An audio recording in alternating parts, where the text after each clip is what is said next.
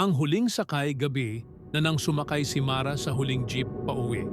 Halos walang tao, maliban sa isang matandang babae sa dulo. Tahimik, walang imikan. Tanging ugong ng makina ang maririnig. Habang umaandar, napansin ni Mara na wala siyang refleksyon sa salamin sa kisame ng jeep. Ngunit ang matanda, malinaw na malinaw. "Manong, bababa na po ako," sabi ni Mara. Huminto ang jeep. Pagbukas niya ng pinto, may nakita siyang kandilang nakasindi sa sahig. At sa tabi nito, isang larawan niya. Nakaitim, may petsa.